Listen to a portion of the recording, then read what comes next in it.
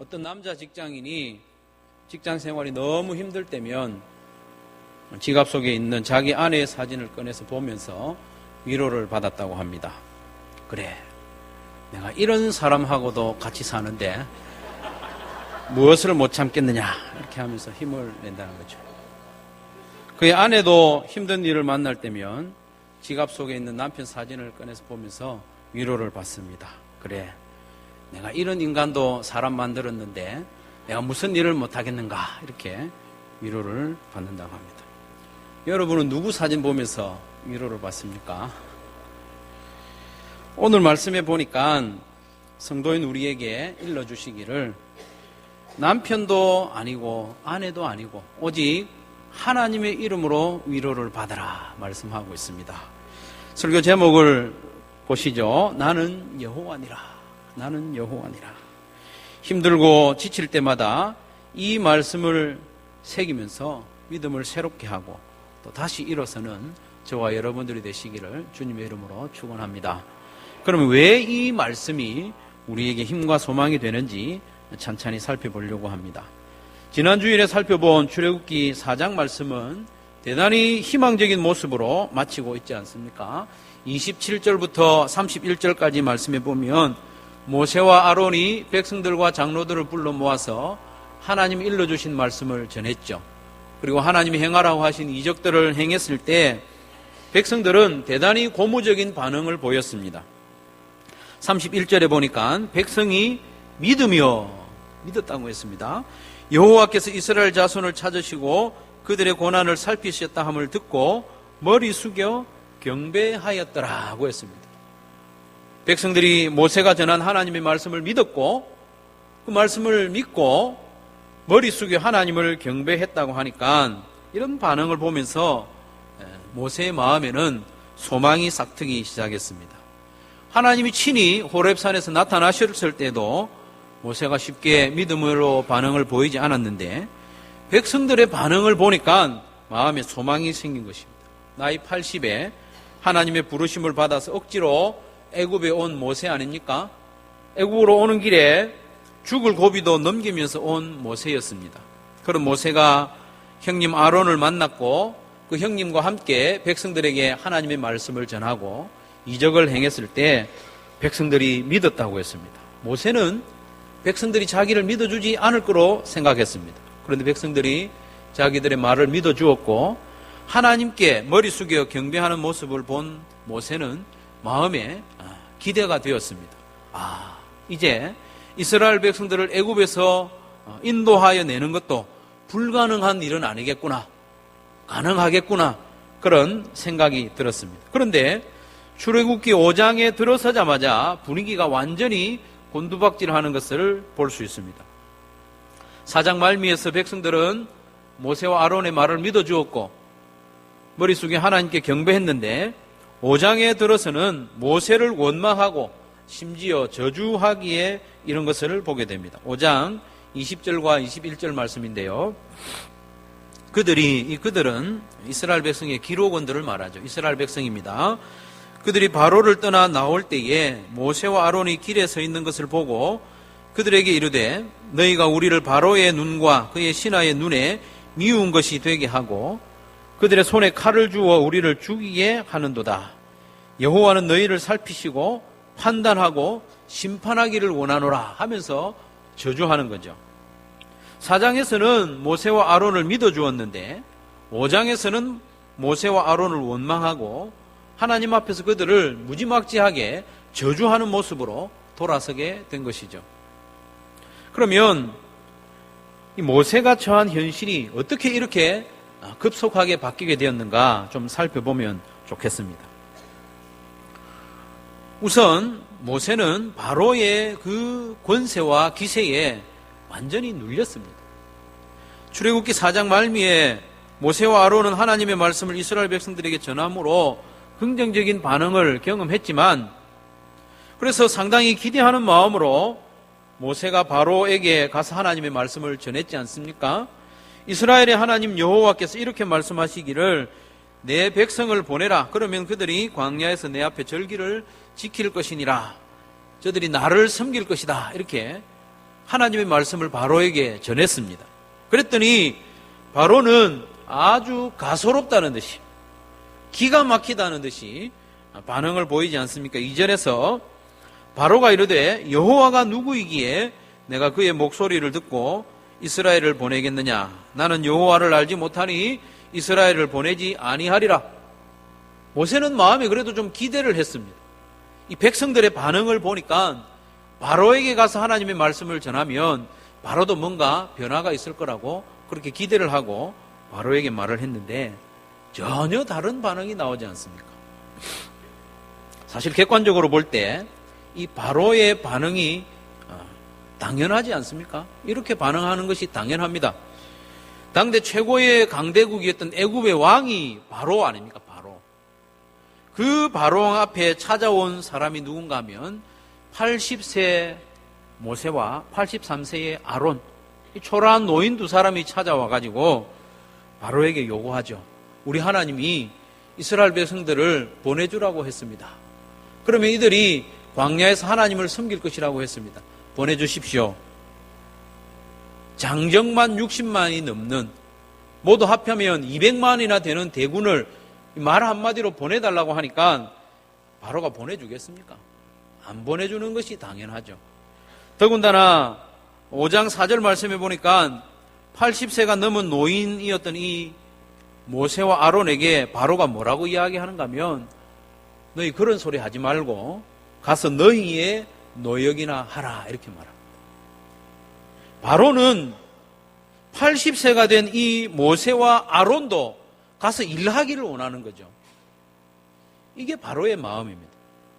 그러니 이스라엘 백성들을 일시키는데 60만 명, 노인에 이르기까지 100만 명에 이르는 노동력을 왜 내보내주겠습니까? 내보내주지 않는 것이 당연하죠. 바로는 이스라엘 백성들을 내보내주지 않을 뿐만 아니라 일을 더 힘들게 시켰어요. 당시 이스라엘 백성들이 주로 했던 노역은 뭔가 하면 벽돌 만드는 일이었습니다.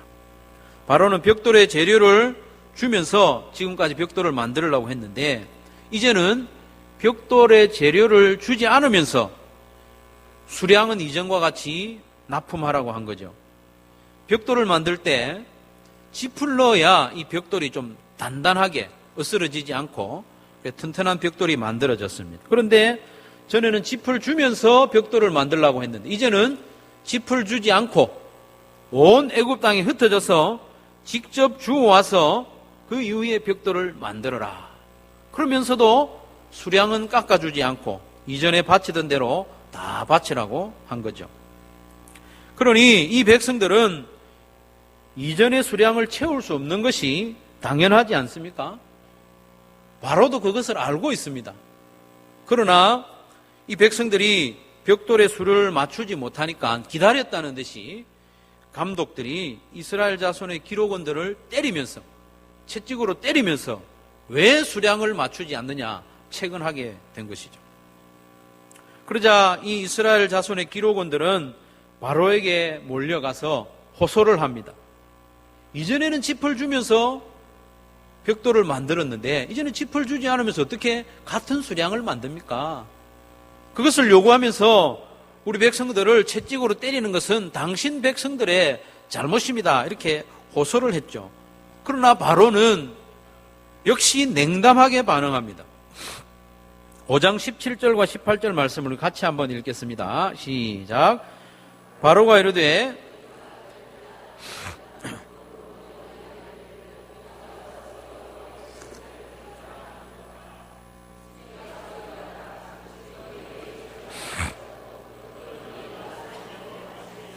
아멘.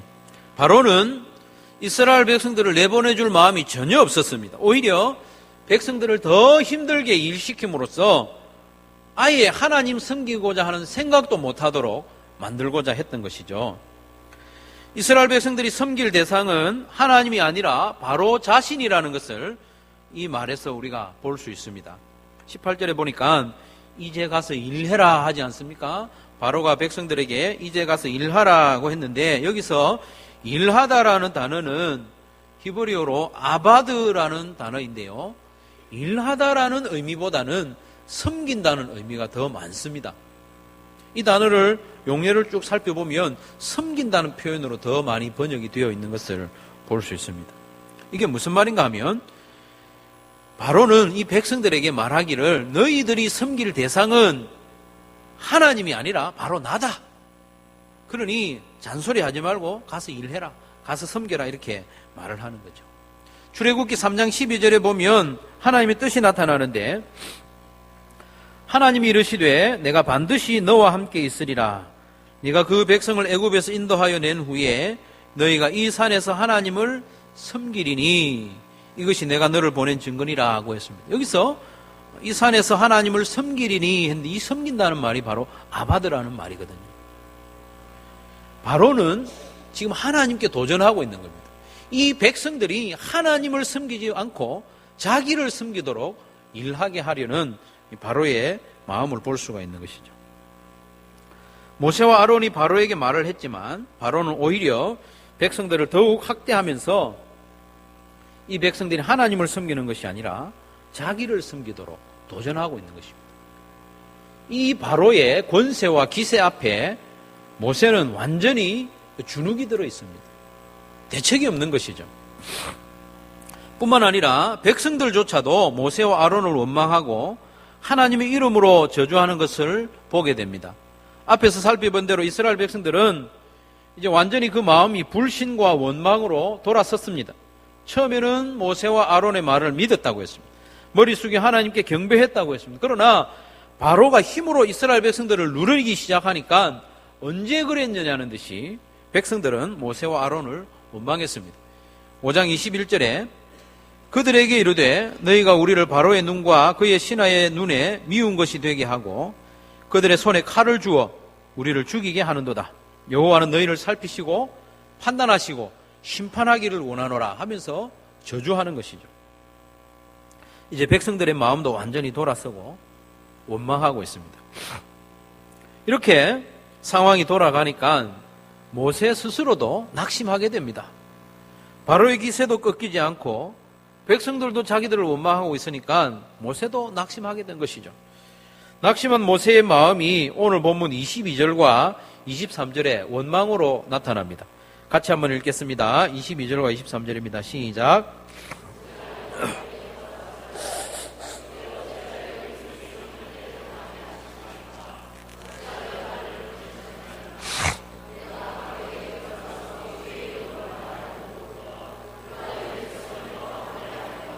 주께서도 주의 백성을 구원하지 아니하시나이다. 이제는 모세조차도 낙심하여 하나님께 막 따지고 있지 않습니까? 어찌하여 나를 보내셨습니까? 어찌하여 하나님은 이 백성들의 학대를 그냥 보고만 있습니까? 더 힘들게 합니까? 그렇게 따지고 있습니다. 모세는 지금 호렙산에서 하나님의 부르심을 처음 받을 때보다 훨씬 더 힘든 상황에 놓였습니다. 왜냐하면 잠시 백성들의 반응을 보면서 소망을 가졌다가 다시 절망에 떨어졌기 때문입니다. 하나님의 부르심을 거부했던 그 이유들이 모두 현실로 나타나고 있습니다. 내가 누구이기에 바로에게 가겠습니까? 그렇게 하나님께 말을 했는데 모세가 실제로 바로에게 말을 했더니 그 바로가 모세의 말을 듣기는커녕 더 백성들을 힘들게 하는 현실이 다가왔지 않습니까? 하나님, 백성들이 나를 안 믿을 겁니다. 이렇게 하나님께 말을 했는데 실제로 백성들은 모세를 원망하며 하나님이 심판하시기를 원한다는 저주의 말을 쏟아내고 있지 않습니까? 그러니 이제 모세조차도 하나님을 원망하고 하나님을 향해서 따지고 있는 것입니다. 이런 모든 모습을 볼 때에 이스라엘 백성들이 구원을 받으리라고는 소망할 수 없는 절망의 모습을 우리가 보게 되지 않습니까? 그런데 성도 여러분, 그런 상황 가운데서도 하나님은 또 모세에게 말씀하십니다. 또 말씀하세요. 6장 1절에 보니까 여호와께서 모세에게 이르시되 이제 내가 바로에게 하는 일을 네가 보리라. 강한 손으로 말미암아 바로가 그들을 보내리라. 강한 손으로 말미암아 바로가 그들을 그의 땅에서 쫓아내리라. 그러면서 2절에 말씀하시기를 나는 여호와이니라. 나는 여호와이니라 말씀하고 있습니다. 나는 여호와니라라는 이 말씀의 뜻이 뭡니까? 뭐라고 짐작됩니까? 이건 내가 책임진다는 말입니다. 내가 책임질 테니까 걱정하지 말고 너는 내가 시키는 대로 해라. 그 말씀입니다. 세상의 권세를 가진 사람들이 큰 소리를 칠 때 하는 말이 있습니다. 내가 누군지 알아? 이렇게 이야기해요. 내가 누군지 알아?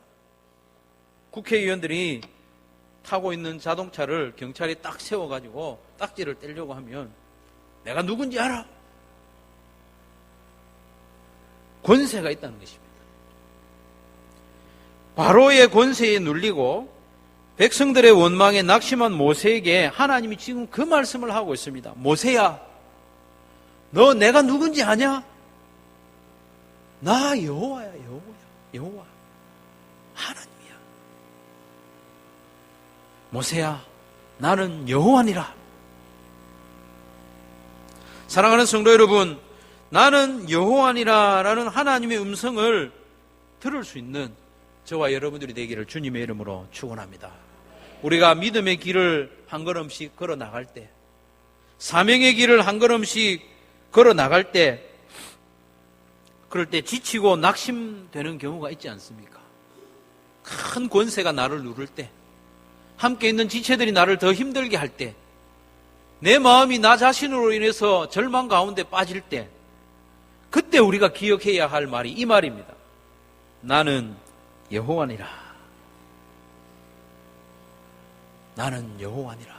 하나님이 책임진다는 이 말씀을 기억하고 다시 일어서는 저와 여러분들이 되기를 바랍니다. 하나님이 해결하지 못할 문제가 없고, 하나님께서 이기지 못할 대적도 없고, 하나님보다 더 큰 문제도 없음을 믿으시기를 바랍니다. 그러니 성도인 우리로서는 나는 여호와니라 라는 이 말씀을 마음에 딱 새기고 힘든 일을 만날 때마다 끄집어내서 보면서 위로와 소망을 얻어야 하겠습니다. 나는 여호와니라 말씀하신 하나님께서 이제 어떤 일을 행하실 것인지 6절부터 8절까지 말씀에 가르쳐주고 있습니다. 그러므로 이스라엘 자손에게 말하기를 나는 여호와라. 내가 애굽 사람의 무거운 짐 밑에서 너희를 빼내며 그들의 노역에서 너희를 건지며 편팔과 여러 큰 심판들로서 너희를 속량하여 너희를 내 백성으로 삼고 나는 너희의 하나님이 되리니 나는 애굽 사람의 무거운 짐 밑에서 너희를 빼낸 너희의 하나님 여호와인 줄을 너희가 알지라. 내가 아브라함과 이삭과 야곱에게 주기로 맹세한 땅으로 너희를 인도하고 그 땅을 너희에게 주어 기업을 삼게 하리라. 나는 여호와라 하셨다 하라. 아멘. 이 말씀을 보니까 출애굽기 3장 7절과 8절 말씀이 기억나지 않습니까? 하나님이 행하신 일들을 이미 말씀하셨고 다시 또 모세에게 말씀하시기를 내가 이런 일을 행할 것이다.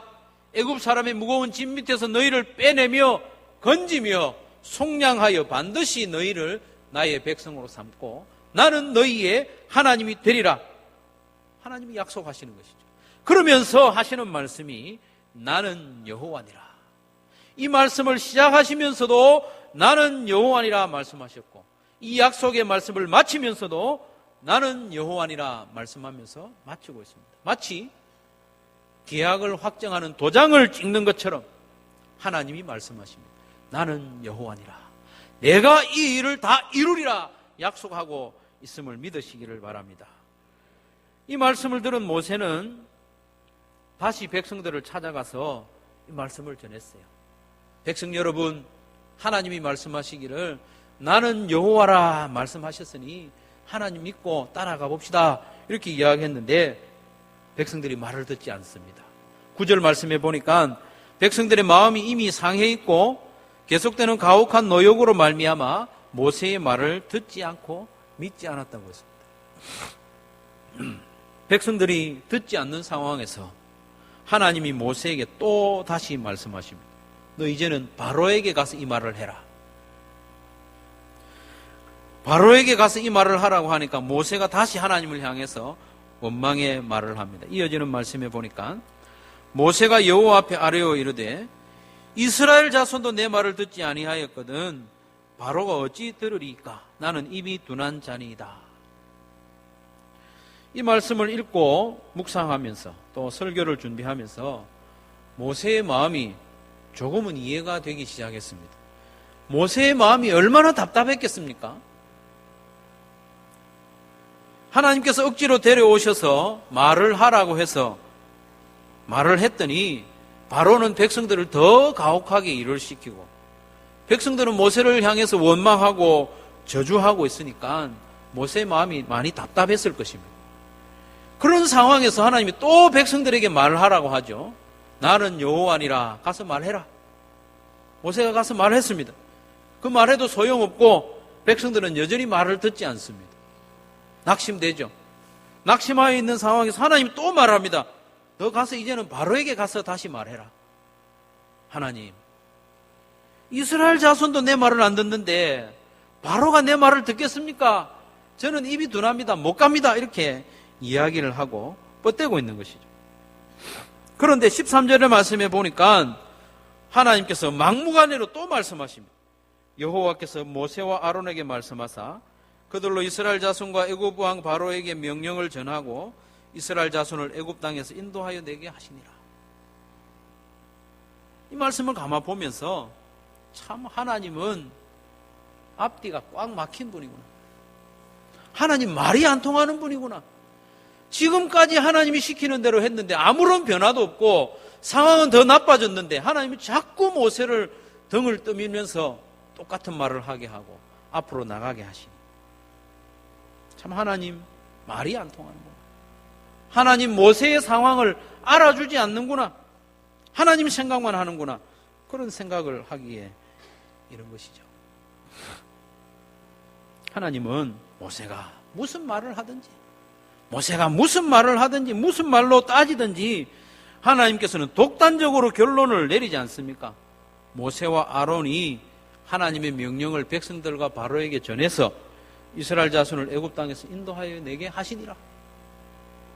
하나님이 그렇다고 하면 그런 줄로 믿으시길 바랍니다. 이게 믿음입니다. 하나님께서는 답답해하고 원망하는 모세에게 거듭 말씀하십니다. 나는 여호와니라. 나는 여호와니라. 나만 믿어라. 내가 너희를 통해서 애굽 사람의 무거운 짐 밑에서 내 백성들을 빼내며 건져내며 속량하리라. 마침내 이 백성들을 나의 백성으로 삼고 나는 이 백성들의 하나님이 되리라. 출애굽기와 민수기와 신명기, 여호수아에 이르기까지 이 일을 하나님이 행하시는 과정입니다. 이 일을 행하시는 과정이죠. 하나님은 이스라엘 백성들을 빼내고 속량하고 건져내고 하나님의 백성으로 삼고 그 이후에는 이 백성들이 정말 하나님을 하나님으로 섬기고 하나님으로 인정하고 하나님을 경배하는 백성이 되어가는 과정이 성경에 쭉 나오는 것이죠. 그 일은 하루아침에 이루어지지 않습니다. 그러나 그 일은 반드시 이루어질 것입니다. 왜냐하면 그 일을 시작하신 분이 하나님이시기 때문에. 그 하나님이 말씀하시기를 나는 여호와니라. 나는 여호와니라. 이 한 말씀이 백성들이 어떤 형편에 처했든지 모세가 얼마나 낙심했든지 관계없이 하나님이 일을 하시겠다는 증거인 것이죠. 나는 여호와니라. 나는 여호와니라 하는 한 말씀이 그렇게 될 줄로 믿으시기를 바랍니다. 그런데 나는 여호와니라라는 이 말이 도깨비 방망이는 아닙니다. 도깨비 방망이는 아닙니다. 내가 원하는 거 다 이루어주는 그런 도깨비 방망이가 아닙니다. 이 말씀이 이루고자 하는 목적이 있는 것을 우리가 기억해야 됩니다. 하나님이 나는 여호와니라 말씀하시면서 이루시고자 하는 목적이 무엇인지 방금 우리에게 가르쳐 주시지 않았습니까? 이 백성들이 나의 백성이 되고 나는 그들의 하나님이 되는 관계가 완성되는 것이 하나님의 목적입니다. 구약에서 하나님과 백성들의 관계는 지키고 돌보고 또 백성들은 하나님을 섬기는 그런 관계죠. 하나님께서는 자기의 백성들을 반드시 건져내고 또 위험으로부터 지켜주시고 필요한 것들을 때마다 채워주시는 분이십니다. 광야에서도 먹이시지 않습니까? 그 하나님에 대하여 백성들이 해야 할 일이 뭐냐 하면 하나님만 섬기는 것입니다. 하나님만 예배하는 것입니다. 하나님만 의지하는 것입니다. 그 훈련을 계속해 나가는 것이죠. 신약에 와서는 그 관계가 더욱 깊어집니다. 아버지와 자녀의 관계로 나아갑니다. 또 남편과 아내의 관계로 표현됩니다. 우리와 하나님과의 관계가. 이 관계는 돌봄과 섬김을 넘어서 깊은 사랑의 관계입니다. 이 사랑의 관계를 이루기 위하여 우리 하나님께서는 독생자 예수님을 십자가에 내어주셨습니다. 그러면서 우리를 향한 하나님의 사랑을 확정하셨습니다. 로마서 5장 8절 말씀 잘 아시는데요. 우리가 아직 죄인 되었을 때에 그리스도께서 우리를 위하여 죽으심으로 하나님께서 우리에 대한 자기의 사랑을 확증하셨느니라. 아들을 내어주시기까지 우리를 사랑하신 하나님께서는 우리도 하나님을 그렇게 사랑하기를 원하십니다. 마음을 다하고 목숨을 다하고 뜻을 다하여 주 너의 하나님을 사랑하라. 이것이 하나님이 우리와 맺고 싶어하는 관계입니다. 하나님은 이미 예수님을 통해서 그 사랑을 확정하셨고 우리도 점점 하나님을 사랑하는 관계로 나오기를 원하시는 것이죠. 처음에는 조금 드리는 관계, 더 많이 드리는 사랑, 이제는 내 모든 것을 양도하고 하나님께 드리는 사랑의 관계로 나오기를 원하시는 것이죠. 그 관계가 이루어지기까지 우리 하나님은 쉬지 않고 일하시겠다 말씀하십니다. 그러면서 하시는 말씀이 나는 여호와니라. 나는 여호와니라. 너희는 나의 백성이 되고 나는 너희의 하나님이 되리라. 나는 여호와니라. 내가 너희를 사랑한 것처럼 너희도 나를 사랑하게 되리라. 나는 여호와니라 말씀하고 있습니다.